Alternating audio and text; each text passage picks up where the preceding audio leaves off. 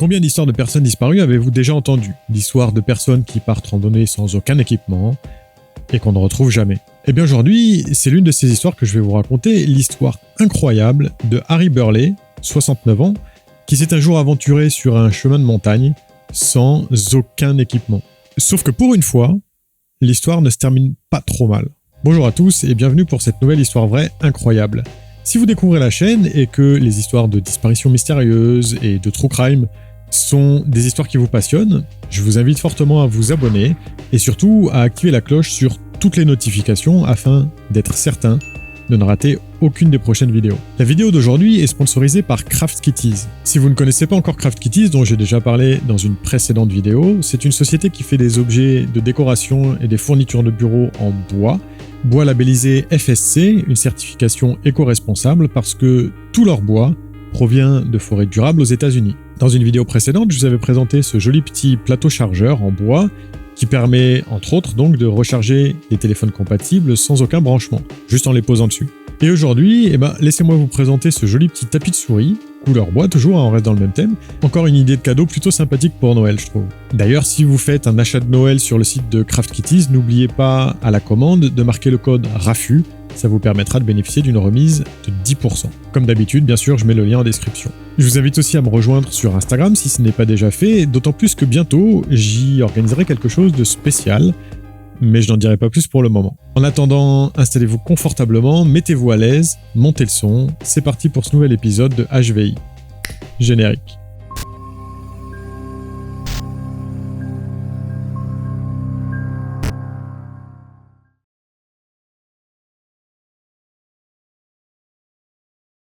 Harry Burley, 69 ans, vit avec son épouse Stacy dans la petite ville de Roseburg, dans l'Oregon. Le couple est marié depuis 40 ans, Stacy et Harry sont amoureux comme au premier jour, mais Harry a une passion que Stacy ne partage pas forcément, et cette passion c'est la pêche. Et puisque Stacy n'aime pas la pêche plus que ça, il arrive de temps en temps que Harry parte seul, en pleine nature, pour aller pêcher et des fois même camper pour y rester 2 voire 3 jours.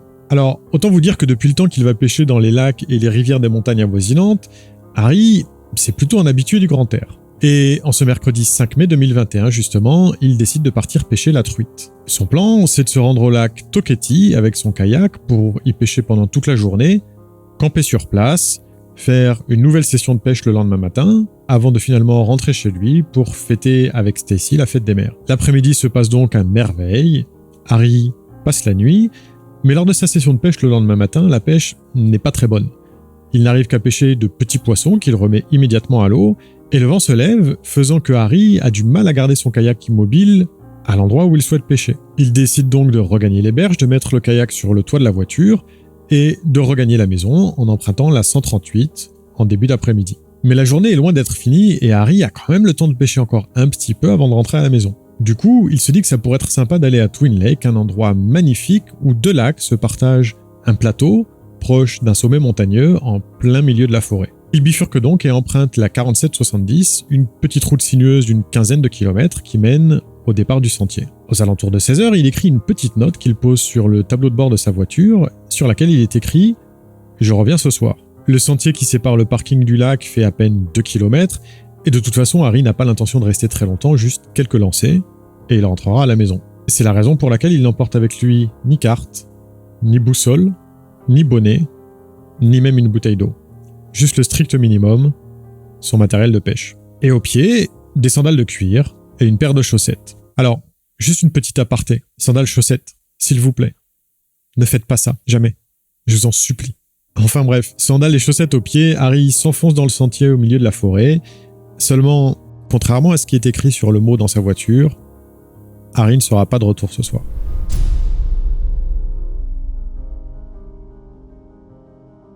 Harry commence donc sa marche qui ne devrait pas lui prendre plus de 30 minutes. La forêt est dense, une multitude d'odeurs toutes plus agréables les unes que les autres viennent lui chatouiller les narines. Il traverse un petit ruisseau, continue sur le chemin et finit par arriver à un endroit où il y a de la neige au sol. Il lui semble être sur le bon chemin, il est persuadé d'ailleurs de ne plus être très loin des lacs maintenant, mais en réalité, à une intersection, Harry n'a pas fait attention et il a bifurqué du mauvais côté. Il n'est plus du tout sur le bon chemin et il s'apprête à vivre un véritable calvaire. Alors qu'il marche depuis un petit peu plus longtemps que ce qu'il avait prévu initialement, la journée touche à sa fin, le crépuscule commence à arriver, et Harry réalise qu'il est perdu, et il va certainement devoir passer la nuit dans la forêt. Il s'arrête un moment et essaye de se remémorer son trajet aller, mais étant donné qu'il rushait pour atteindre le lac, il n'a pas fait suffisamment attention, comme il aurait dû le faire, à son environnement. Et la silhouette des crêtes qu'il utilise comme point de repère, au lieu de le guider, l'éloigne en fait de plus en plus de toute chance de sortir de là.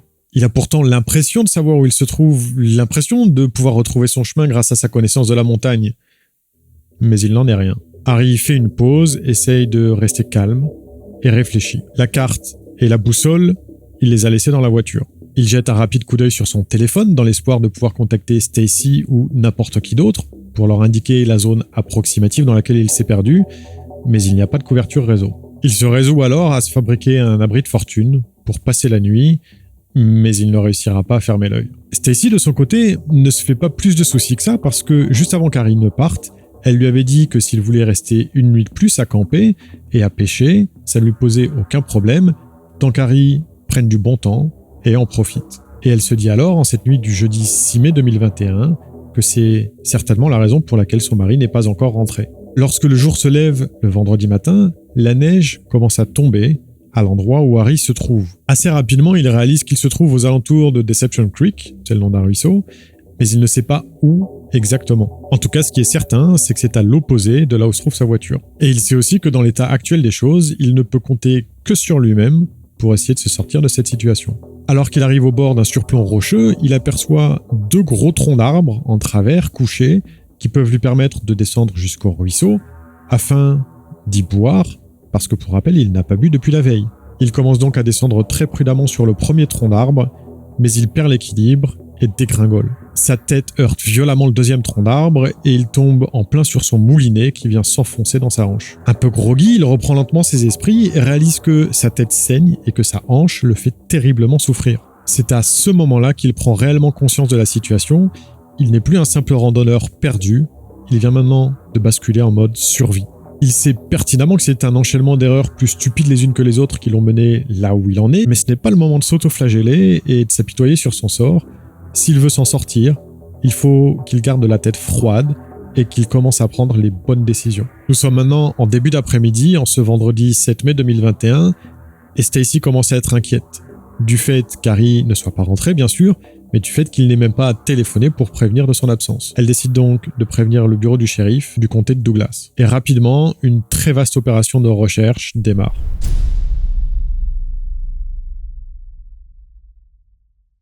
Dès le début, le shérif adjoint Dave Ward, qui est en charge du département recherche et sauvetage, sait trouver les bons mots pour réconforter Stacy. Il l'appelle très régulièrement et la tient au courant des moindres avancées des recherches. En plus de la gentillesse et du professionnalisme du shérif adjoint, Stacy peut compter sur le soutien de sa famille et de ses proches, mais pas seulement. Elle peut aussi compter sur le soutien de toute la communauté et même plus encore, de nombreux témoignages de personnes sur internet qui essayent de la réconforter. Ça peut sembler pas grand chose, mais ça lui fait un bien fou de ne pas se sentir seul. Harry, pendant ce temps-là, a réussi à atteindre le point de jonction entre 2 cours d'eau, Twin Lakes Creek et Calf Creek. Il décide de s'y construire un nouvel abri. Il n'a certes rien mangé depuis 4 jours, mais au moins, il a de l'eau à portée de main. Il commence alors à rassembler des fougères et des branches de sapin pour se construire un nouvel abri de fortune qui lui sert entre autres à réduire son exposition au froid, surtout la nuit. Et une fois son abri terminé, il essaie de réfléchir à une solution pour se couvrir la tête, parce que c'est par la tête principalement que la chaleur corporelle s'évapore. Donc s'il arrive à garder sa tête au chaud, son corps dans son ensemble subira moins le froid. Seulement, son bonnet aussi il l'a laissé dans la voiture. Alors, avec quoi pourrait-il bien se couvrir la tête? Je vous laisse 5 secondes pour essayer d'y réfléchir, et tiens d'ailleurs faites pause et dites-moi dans les commentaires si vous avez une idée de ce que va utiliser Harry pour se couvrir la tête. Vous avez trouvé? Eh bien, Harry, pour se couvrir la tête, décide d'utiliser son slibard. Il utilise son matériel de pêche pour coudre l'une des jambes et se met ça sur la tête. Alors, certes, c'est pas très fashion, mais c'est efficace. Le seul côté un petit peu inconfortable dans tout ça, c'est l'odeur, mais je vous passerai les détails. Le jour suivant, alors qu'il est en train d'escalader une pente escarpée, Harry commence à entendre le bruit d'un avion qui survole la zone. Il se précipite aussi vite qu'il le peut dans une clairière pour faire des grands gestes et essayer d'attirer l'attention du pilote. Malheureusement, ce dernier ne le voit pas. Ça pourrait sembler décourageant au premier abord, mais Harry préfère voir le côté positif de la chose. Ça veut dire que des gens sont à sa recherche. Mais malgré les efforts aussi bien de Harry que des équipes de recherche, Harry reste perdu. Ça fait maintenant plus d'une semaine qu'il n'a rien mangé du tout, et un petit peu moins de 2 semaines qu'il est dehors dans le froid, sans avoir pu se faire de feu. Il a bien essayé à plusieurs reprises de frotter 2 bouts de bois les uns contre les autres pour essayer de générer une flamme et se faire un feu. Malheureusement, tout ce qu'il a réussi à faire et à obtenir, ce sont des bouts de bois brûlants, mais aucune flamme. Et c'est alors qu'il se souvient d'un cadeau qu'il a reçu 40 ans auparavant. Un cadeau de son beau-père qui lui avait dit « Tiens, mets ça dans ton portefeuille, on sait jamais, ça pourra peut-être te servir un jour. » Et ce cadeau, il l'a toujours gardé religieusement, le mettant dans son nouveau portefeuille à chaque fois qu'il en changeait. Il s'agit d'une petite loupe de poche en plastique. Grâce à cette loupe, il parvient enfin à démarrer un feu. Seulement, le bois qu'il a accumulé est tellement sec qu'après seulement une nuit, tout a brûlé. Il essaye aussi de faire brûler de la mousse dans l'espoir de générer de la fumée qui puisse être vue du ciel. Malheureusement, le vent dissipe la fumée avant même qu'elle n'atteigne le sommet des arbres. C'est un coup dur pour Harry et pour la première fois, il commence à perdre un peu espoir. Pas de nourriture, pas de bois, pas de feu, pas de fumée, mais il décide de ne pas abandonner. Il décide de gravir la montagne et de se rendre dans une clairière sur un point élevé au-dessus de la position de son campement afin d'y écrire SOS ou Help avec des gros rondins de bois, toujours dans l'espoir d'être vu du ciel. Mais ça prend du temps de gravir cette montagne et alors qu'il est en plein effort, il a subitement une bouffée de chaleur et commence à avoir la gorge extrêmement sèche. Il a besoin de s'hydrater le plus rapidement possible. Sauf que le ruisseau est tout en bas au niveau de son campement et il sent que s'il redescend, il n'aura pas la force de remonter pour terminer son inscription avec les rondins de bois. Il se résout donc à faire quelque chose de pas très ragoûtant.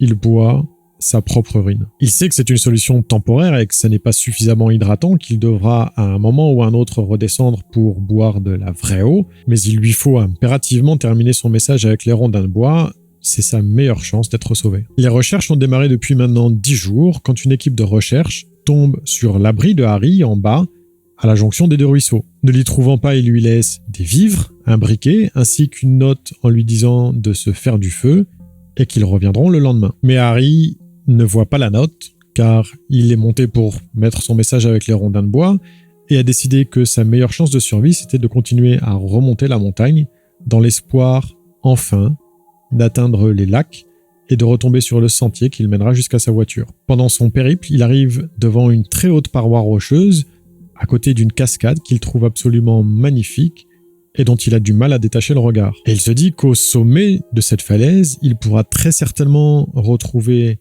le sentier salvateur. Il décide donc de commencer à l'escalader. L'ascension va être très difficile. En temps normal, déjà, elle le serait, mais il est complètement épuisé et à bout de force. Il commence d'ailleurs par dégringoler à de très nombreuses reprises, mais avec une force de caractère incroyable, il persiste et finit par se retrouver à peu près à mi-hauteur, quand soudain, l'une de ses sandales se déchire. Elle ne tient plus que par la sangle attachée à sa cheville. En même temps, Harry s'est tordu la cheville et son autre pied est perforé par une branche. Mais il ne peut pas abandonner, pas maintenant. Il doit atteindre le haut de cette falaise.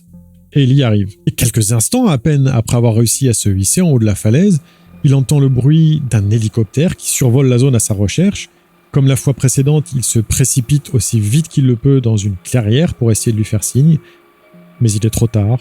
L'hélicoptère vient de quitter la zone. Nous sommes maintenant le 23 mai. Cela fait 17 jours que Harry est perdu en plein milieu de la montagne. Il est complètement à bout de force, autant force physique que force psychologique.